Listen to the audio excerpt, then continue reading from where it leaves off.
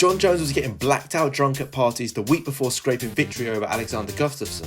GSP was also on the right side of a tight decision, who dropped out the rankings after deciding to step away from the sport for 4 years. TJ Dillashaw KO'd Renan Barão and knocked him far down the pound-for-pound rankings. Anthony Pettis' time in the sun was fading off the pound-for-pound rankings, as RDA put on a dominant performance to become the new lightweight champion. Jon Jones was involved in a hit-and-run incident, which saw him face suspension and stripment from that number 1 spot he was defending so easily. Further heavy changes in 2015, as Ronda Rousey was KO'd by Houlihan.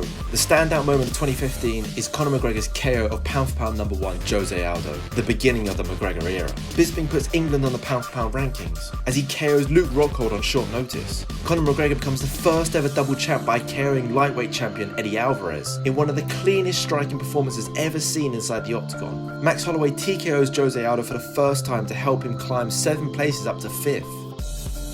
GSP returns to submit Bisping but will vacate his title immediately and slowly begin to fall off the list as it was his last fight ever.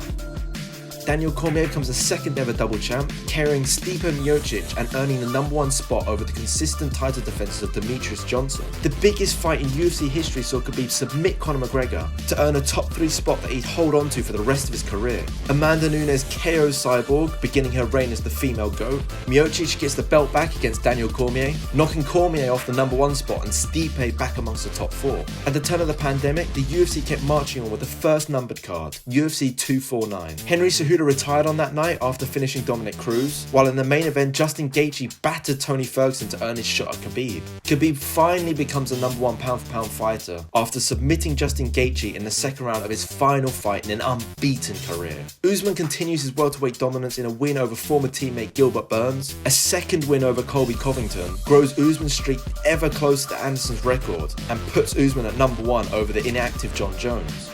Charles Oliveira has an impressive run as the lightweight champion, while Izzy and Volkanovski switch places for 2nd and 3rd for the bulk of 2022. All until the patient and deserving Leon Edwards gets his title shot, KOing Usman to the Shadow Realm and becoming the 2nd ever English champion with a real-life Rocky comeback. Islam wins the lightweight title over Charles in dominant fashion. As for the women, Amanda Nunes dominated the pound-for-pound rankings for all of its existence, with the majority of the changes occurring at the lower half of the rankings. The strawweight class contained the most excitement, with the title switching hands various times between Jessica Andrade, Rose Namajunas, Weili Zhang, and Carla Esparza.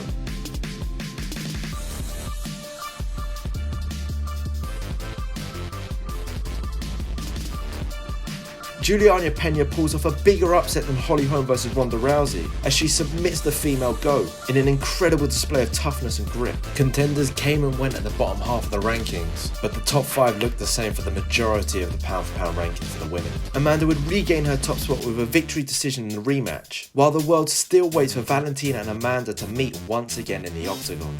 That's the history of the pound-for-pound list since 2013. What changes are you expecting to see in 2023? With Jon Jones returning once again, but this time at heavyweight, who knows what kind of changes we could see in the pound-for-pound rankings?